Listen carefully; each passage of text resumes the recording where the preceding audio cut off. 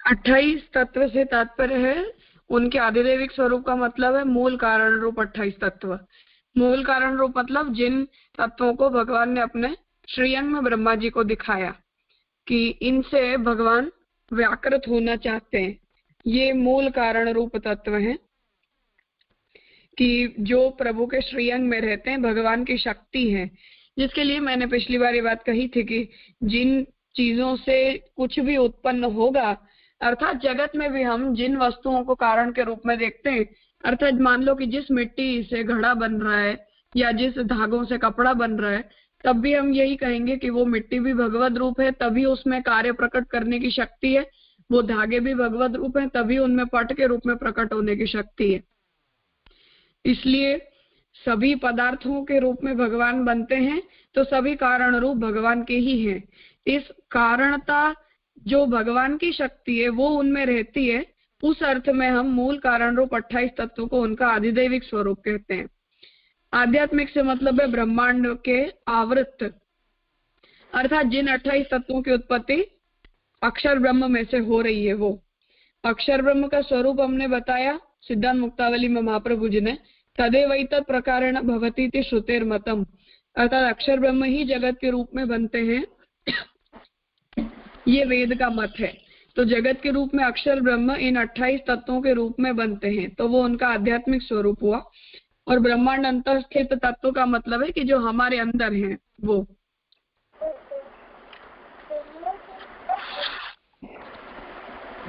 जी राजा, समझा।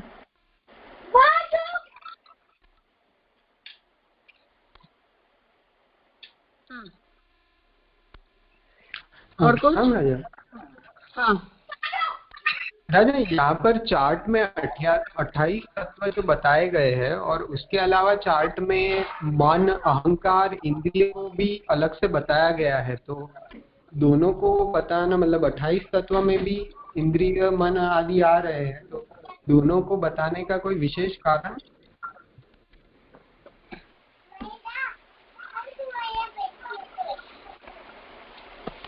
दोनों को अलग इसलिए बताया है क्योंकि वर्किंग सिस्टम में वो अलग होकर भी काम करते हैं और एक होकर भी काम करते हैं। जब हम 28 तत्व कह रहे हैं तो उनमें तो प्रकृति पुरुष से लेकर पंचमहाभूत पर्यंत की पूरी प्रक्रिया काउंट हो जाती है। और जब हम हमारे शरीर में अहंकार किस तरह काम करता है, तो हमारे में जो अहंकार है उसका आधिदैविक, आध्यात्मिक, आधिभौतिक स्वरूप है। हमारी जो 10 इंद्रिय हैं उनका भी इंटरनल भी आधिदैविक, आध्यात्मिक, आधिभौतिक स्वरूप है। जैसे हमारी जितनी भी इंद्रिय है, चक्षु इंद्रिय हो तो उसके भी देवता सूर्य हैं। तो उस तरह से हमारी सभी इंद्रियों, जैसे प्रस्थान रत्नाकर में पुरुषोत्तम जी ने हर एक क्रिया की स्वरूप को समझाया है, तो उसमें आप आज्ञा करते हैं कि हमारी बुद्धि जब किसी कार्य को करने के लिए निश्चय करती है, तब सबसे पहले हमारे इंद्रिय के देवता जागृत होते हैं। उन देवता के जागृत होने से हमारे सूक्ष्म शरीर में रही हुई इंद्रियों में कार्य करने की शक्ति आती है, और फिर हमारे स्थूल शरीर के अंगों के द्वारा वो कार्य एग्जीक्यूट होता है। तो 28 तत्वों में वो सभी काउंट हो जाते हैं, परंतु इंडिविजुअली भी सभी के भौतिक, आध्यात्मिक, आधिदैविक स्वरूप हैं, इसलिए उन्हें लिया है।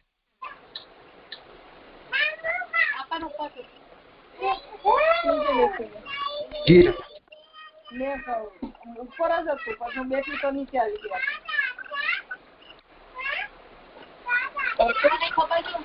રાજા, આપણે આધિદૈવિક નું પેલા પરિકર જે 14મો છે ને સચ્ચિદાનંદ, એમાં શું સમજવાનું? धर्म रूप सच्चिदानंद और धर्मी रूप सच्चिदानंद, ये फर्क है। जैसे अक्षर ब्रह्म है, अक्षर में भी सत्यचित और आनंद प्रकट है, उसी तरह जब हम अवतारों की बात करते हैं तो उनमें भी सच्चिदानंद प्रकट है, अंशतः अंतर्यामी में भी प्रकट है। कुछ कुछ अंशों में देवताओं के अंदर भी अपराकृत अलौकिक शक्तियां भगवान ने स्थापित की हैं कार्य करने के लिए। तो अब उन्हीं सच्चिदानंद धर्मों को हम किस तरह समझें, भगवान में वो धर्म किस तरह है, जीवों में किस तरह है, अंतर्यामी में कितना प्रपोर्शन में है, तो उस अर्थ में हम ये कहते हैं कि धर्मी रूप सत्य चित और आनंद भगवान में है, और धर्म रूप सच्चिद आनंद जो है वो अक्षर ब्रह्म में, सभी देवताओं में वगैरह वगैरह में है। वो भेद खास बताने के लिए बात कही है। राजा ए મને ખબર પડી, પણ રાજા એનું આધિદૈવિક રૂપ છે ને, કે આધિદૈવિક રૂપ લીલા પરિકર, એ નથી સમજમાં આવતું। जो वैकुंठ को प्रभु ने अपने श्रीअंग से सीधा प्रकट किया है, देखो वैकुंठ के दो प्रकार हैं।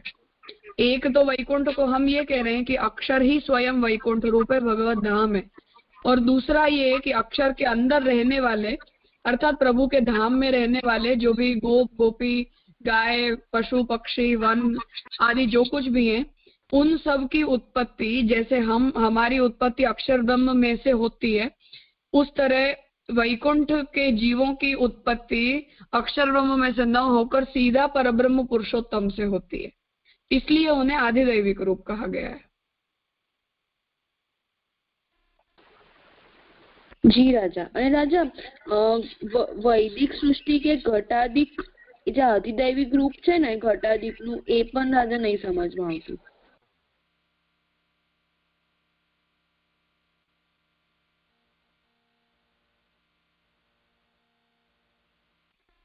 आधिदैविक स्वरूप वैदिक सृष्टि के घटादिक। वैदिक सृष्टि के घटादिक का मतलब ये है कि जैसे मैंने बताया था कि हम सृष्टि प्रक्रिया को इस फॉर्मेट में समझ रहे हैं कि अक्षर ब्रह्म में से सबसे पहले प्रकृति पुरुष उत्पन्न होते हैं, फिर उनमें से ये उत्पन्न होता है, उस प्रक्रिया को हम समझ रहे हैं। परंतु महाप्रभु जी ने सृष्टि की उत्पत्ति की प्रक्रिया को ओपन रखा है। जैसे महाप्रभु जी तत्वादीप निबंध में आज्ञा करते हैं कि कभी कभी भगवान माया से पूरी सृष्टि करवाते हैं जिसमें भगवान उपादान बनते ही नहीं है, कभी कभी पुरुष द्वारा भगवान सृष्टि को उत्पन्न करवाते हैं।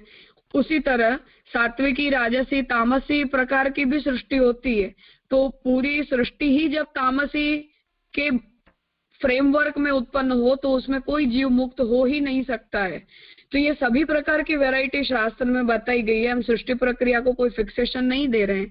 तो उसी तरह वेद में बताई गई कि भी ऐसी सृष्टि है कि जो सृष्टि वेद में बताई गई जो सृष्टि का प्रकार है उसके अंदर सभी कुछ प्रकट आनंद वाला होता है और जिसमें कोई भेद ही भगवान प्रकट नहीं करते हैं। तो इत्याकारक जो सृष्टि है, ब्रह्मा जी को जो ब्लूप्रिंट प्रभु ने अपने श्रीअंग में दिखाई वो सृष्टि है, ये सब आधिदैविक सृष्टि के प्रकार है। इसलिए उसमें घटपट आदि जो भी पदार्थ होते हैं, जड़ पदार्थ भी, वो सब प्रकट आनंद वाले ही होते हैं, उनमें किसी प्रकार की प्राकृतता भौतिकता नहीं होती है। जी राजा।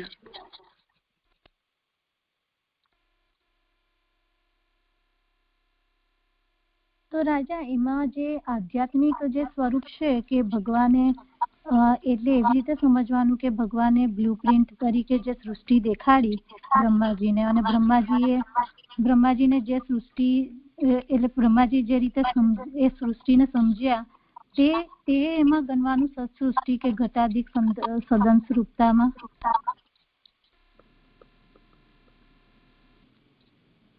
वैदिकी सृष्टि जो हम आधिदैविक रूप कह रहे हैं वो तो मैंने बता दिया।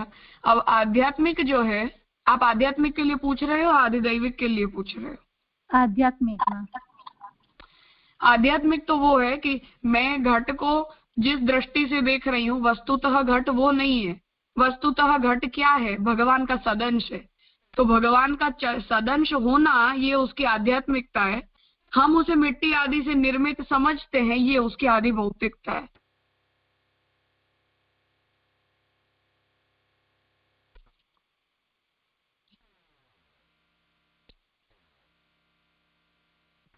आया समझ में? જી રાજા। અને રાજા આપણે પૃથ્વી જે છે એમાં આધ્યાત્મિક સ્વરૂપ ગોરુ એટલે આધિદૈવિક તો સમજમાં આવ્યું કે ભગવાનની પત્ની ભૂદેવી અને નીલાદેવી છે, એ મૂળ કારણ છે, પણ જે ગોરૂપ પૃથ્વી છે એમાં આધ્યાત્મિક એમાં શું સમજવાનું? वो पृथ्वी जैसे जब भी अधर्म के कारण पृथ्वी त्रस्त हुई तब तक गाय का रूप धारण करके वो ब्रह्मा जी के पास जाती है रक्षा की विनंती करने के लिए, और फिर ब्रह्मा जी के द्वारा भगवान के पास जाकर और वो विनंती करती है। ये उसका आध्यात्मिक स्वरूप है। आध्यात्मिक स्वरूप से मतलब ये है कि जब हम पृथ्वी ग्रह कह रहे हैं जब हम पृथ्वी को एक जमीन की तरह, एक प्लेनेट की तरह ट्रीट कर रहे हैं, तो ये उसका भौतिक स्वरूप है। परंतु एक ऐसी पृथ्वी का ऐसा एक आध्यात्मिक पक्ष कि जो ये चाहती है कि धर्म रहे पृथ्वी पर, सात्विकता बनी रहे, लोग भगवान के भक्त हों, ऐसी अलौकिक कामना वाली भी पृथ्वी का एक आध्यात्मिक फेसेट है, उसे हम आध्यात्मिक पक्ष कह रहे हैं। एक जड़ प्लेनेट और सोलर सिस्टम के एक वर्किंग में एक ऐसा स्थान कि जहां जीवन पॉसिबल है, उसके अलावा भी एक आध्यात्मिक फेसेट पृथ्वी का है, जो पृथ्वी धर्म चाहती है। जी राजा, समझा। इसीलिए वो गाय का रूप धारण करके बार बार ब्रह्मा जी के पास जाकर ब्रह्मा जी से विनंती करती है कि आप मेरी रक्षा करो, और तब वो पृथ्वी की उस विनंती को ध्यान में रखकर प्रभु अवतरित होते हैं। और भागवत जी में जब हम देखें तो ये बात आती है कि जब ठाकुर जी का जन्म होता है तो उस समय जो प्रकृति में बदलाव आ रहा है, पूरा देश काल, दिशा काल सब कुछ बदल जा रहा है, ये सब कुछ उसका द्योतन है कि ये सभी पदार्थों को हम बायोलॉजिकली, भौतिक रूप में जिस किसी तरह से इवेल्युएट करते हो, पर इनका एक आध्यात्मिक पक्ष है जो प्रभु को रिस्पॉन्ड करता है, प्रभु के प्राकट्य को, धर्म को, प्रभु के जन्म को, अवतार को आदि को रिस्पॉन्ड करता है। वो उनका आध्यात्मिक पक्ष है जो धर्म चाहता है उस अर्थ में। नहीं तो प्रकृति में ऐसे बदलाव क्यों आएंगे? जैसे ठाकुर जी के जन्म का वृत्तांत पढ़ो भागवत जी में, जन्म प्रकरण में, जिस 8 श्लोकों का पठन हम अथ सर्वगुणोपेत कालः परम शोभन, इसका हम पाठ करते हैं जन्माष्टमी की मध्य रात्रि को। उसमें क्या कहा जा रहा है? यही कहा जा रहा है कि वो सब कुछ, दिशाओं ने अपना प्रकार बदल दिया, ऋतु बदल गई, सभी पुष्प खिलने लग गए, तो ये सारे प्रकृति में बदलाव आ रहे हैं, उसे केवल हम एक बायोलॉजिकल घटना की तरह तो एक्सप्लेन नहीं कर पाएंगे। उसमें भगवत अवतार की कोई प्रसन्नता है, भगवत प्रभु के अवतार होने के लिए वो रिस्पॉन्ड कर रहे हैं, तो उस पक्ष को हम आध्यात्मिक पक्ष कहते हैं।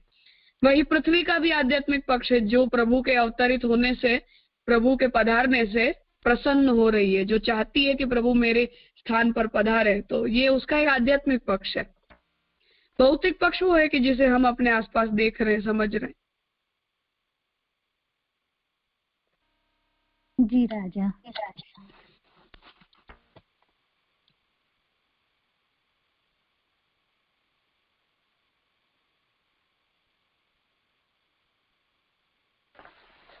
રાજા 13 અને 14 માં જે છે સ્વરૂપાત્મક સચ્ચિદાનંદ અને સચ્ચિદાનંદ ધર્માત્મક જે તત્વ છે, એ બંને ધર્મ ને ધર્મીનો સંબંધ રીતે સમજવાનું બંનેમાં। हाँ, धर्मी जो कुछ भी है वो उसके अधिदेव कृष्ण ही है केवल, और धर्मात्मक जो कुछ भी है वो जिन जिन पदार्थों में भगवान आनंद अपने धर्मों को प्रकट रखना चाहते हैं, वहाँ प्रभु की नियामकता में वो सभी धर्म प्रकट रहते हैं, उन्हें हम धर्म रूप कह रहे हैं।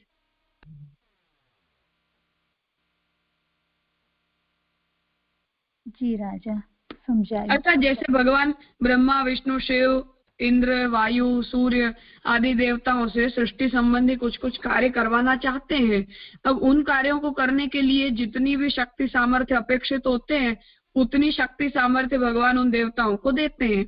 अब वो हमसे तो ज्यादा सामर्थ्यवान है, हमसे ज्यादा शक्ति संपन्न है, तो हमसे ज्यादा शक्ति संपन्न होने का मतलब या उनमें कुछ छोटे मोटे सामर्थ्य आ जाने से तात्पर्य ये नहीं है कि वो भगवान की बराबरी कर लेंगे।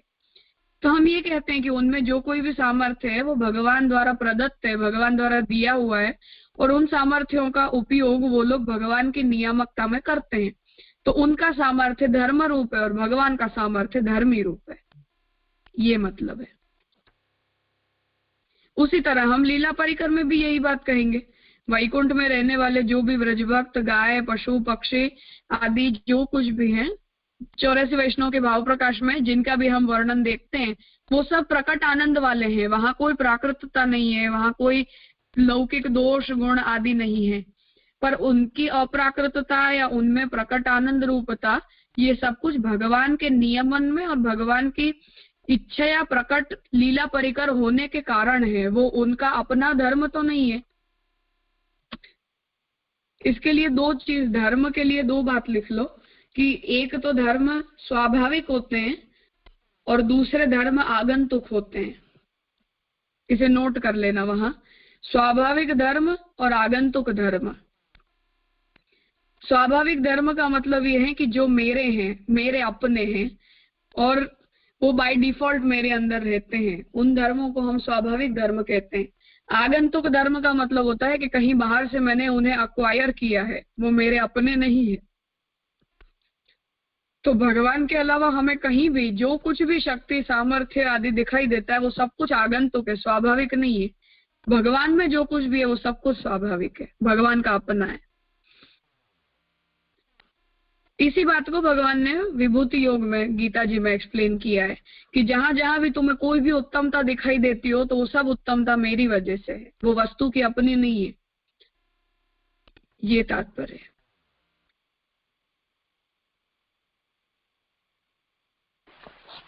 અને રાજા હા, જે ઘટાદિકમાં માત્રાત્મક રૂપ પ્રસાદી છે એને આપણે કેવી રીતે સમજવાનું? उसे अभी के लिए छोड़ दो भले, वो कपिल गीता का ही सब्जेक्ट है, टेक्सचुअल सब्जेक्ट एकदम। जी राजा।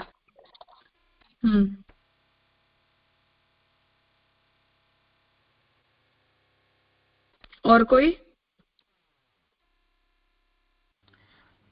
राजा 28 तत्व में जो ब्रह्मांड अंतस्थित तत्व बताए गए हैं आधिभौतिक रूप पर, और सच्चिदानंद में धर्मात्मक रूप में सदांशात्मक 28 तत्व, तो दोनों में कोई भेद रहेगा? मतलब 28 तत्व में ब्रह्मांडतया बता रहे हैं और यहाँ पे सदंशात्मकतया बता रहे हैं। फर्क स्टैंडर्ड का है। जहाँ वो वस्तु कार्य में प्रकट हो जाती है तो वहां उसकी भौतिकता अलग नेचर की है। वहां इन दोनों में फर्क इतना है कि जैसे मेरी इंद्रिय ये भौतिक है, अर्थात वही 28 तत्व मेरे अंदर भी काम करते हैं। मेरे अंदर भी प्रकृति के सत्व रज तम गुण हैं, उनके कारण परिणमित अहंकार, बुद्धि, पंच तन्मात्रा, दशविध इंद्रिय आदि जितने भी सब वैरायटी हैं वो सब की सब मेरे अंदर भी काम करती है, अर्थात प्रत्येक इंडिविजुअल में काम करती है और जड़ चेतन सभी के अंदर काम करती है। तो इसे हम एक कार्यगत 28 तत्व की कोटि कहेंगे। और दूसरी सदंशात्मक होने का मतलब ये है कि जिन जिन इंद्रियों को, जिन जिन भी जड़ पदार्थों को मैं देख रही हूँ वो सभी जड़ पदार्थ भगवान के सदंश के कार्य हैं, भगवान के सदंश के ही धर्म हैं। इस अर्थ में वहां भगवान के आदिभौतिक स्वरूप में उन्हें समझाया गया है। और हमारे अंदर जब आ जाते हैं तो हमारे वर्किंग प्रोसेस में उनका जो फॉर्म है, बायोलॉजिकल फॉर्म, उस अर्थ में हम उन्हें भौतिक कह रहे हैं। केवल करस्पॉन्डिंग कंपैरिजन का फर्क है और कोई मेजर डिफरेंस नहीं है।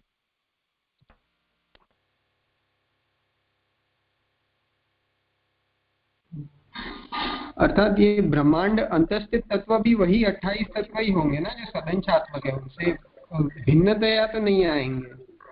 नहीं, भिन्नतया नहीं आएंगे।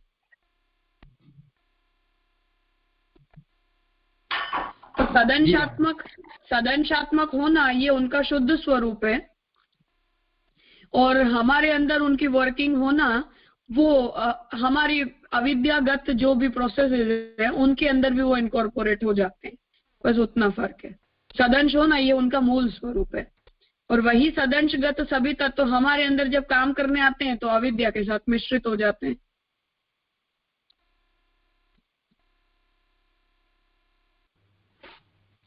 ख्याल आया राजा?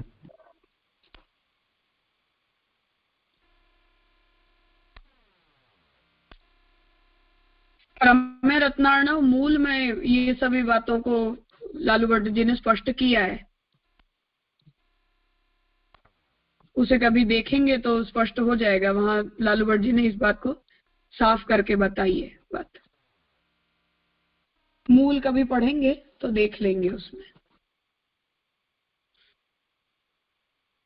जिसे महाप्रभु जी ने शरण्य प्रकरण में विषयो भगवान विषयता माया जन्या वहां बताइए ना, वही बात है। विषय भगवान बनते हैं और उनकी विषयता माया से जन्य होती है। तो वो भगवान ही जो विषय के रूप में बने हैं वो विषयता से मिश्रित होकर हमारे अंदर काम करते हैं। शुद्ध रूप में तो करते नहीं है, शुद्ध रूप में करते तो हम मुक्त हो जाते। उतना स्टैंडर्ड डिफरेंस हो जाता है। वही आदि भौतिक स्वरूप विषयों भगवान तया काम करें तो वो शुद्ध रूप है उनका, और विषयता से मिश्रित होकर काम करें तो फिर वो माया अविद्या आदि से ग्रस्त होकर हमारे अंदर हमारे शरीर में उन 28 तत्वों की वर्किंग प्रोसेस शुद्ध रूप में नहीं रह जाती है। जब तक हम अविद्याग्रस्त होते हैं तब तक वो वर्किंग में वो सब अविद्याग्रस्त होकर ही हमारी सभी इंद्रियों में भी वही तामसता आ जाती है। हमारी बुद्धि भी उसी प्रकार राजसी तामसी बन जाती है, सगुण बन जाती है। ओवरऑल सत्व वाली हो, रजस वाली हो, तमस वाली हो, सगुण बन जाती है। और भगवान के सदंश होने में तो उनकी निर्गुणता है, शुद्धता है, परंतु उतनी शुद्धि से वो हमारे अंदर काम नहीं करती है, क्योंकि अविद्याग्रस्त आत्मा की अध्यक्षता में वो सारी हमारे शरीर की स्थूल सूक्ष्म शरीर की वर्किंग प्रोसेस हो जाती है। इसलिए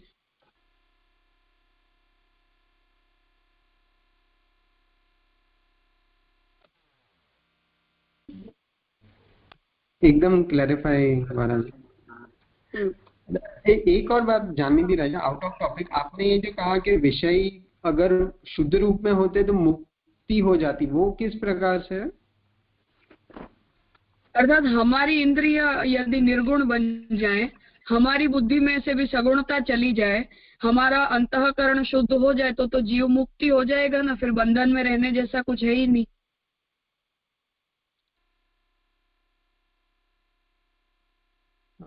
विषय फिर ब्रह्म रूपी हो जाएंगे, ख्याल आएगा। हाँ, फिर प्रतीति भी सब ब्रह्म रूप होंगी ना, उनमें विषयता कहाँ से आएगी फिर?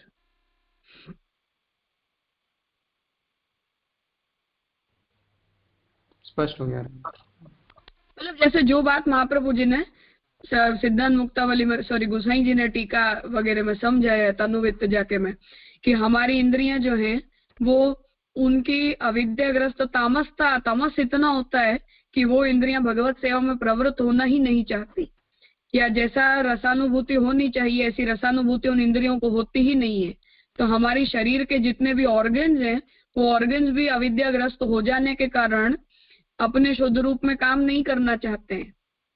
हम हमारी आत्मा की अध्यक्षता में हम अपने आत्मधर्म के लिए उनसे काम करवाना चाहें तो वो नहीं करना चाहते, वो विषयों के प्रति आकर्षित रहते हैं।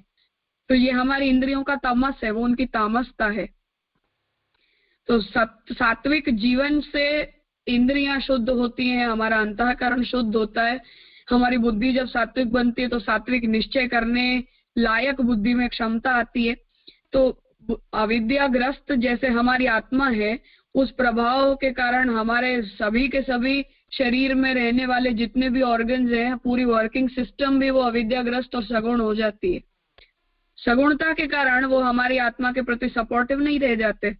अब उनमें वो विषयता न रहे और विषयो भगवान वाली शुद्ध बात आ जाए, भगवान के सदंश होने वाली बात, तो सब कुछ निर्गुण होगा तो मुक्त हो जाएगा जीव।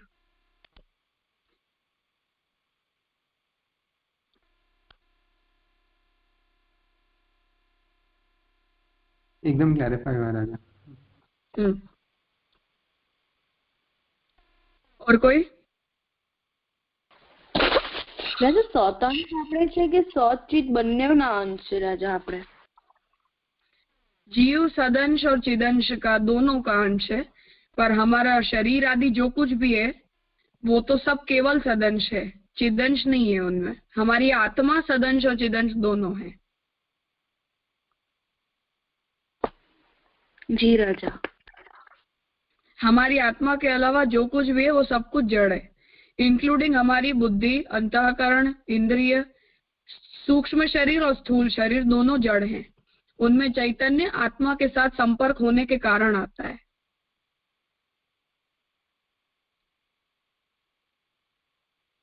जी राजा।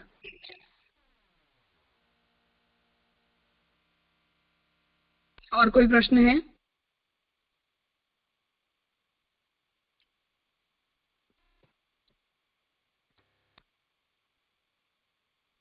ठीक है, तो यहाँ मूल रूप विवेक कंप्लीट हुआ। कल से हम आगे का जो नेक्स्ट चैप्टर है प्रमेरत्न संग्रह का, उसे शुरू करेंगे।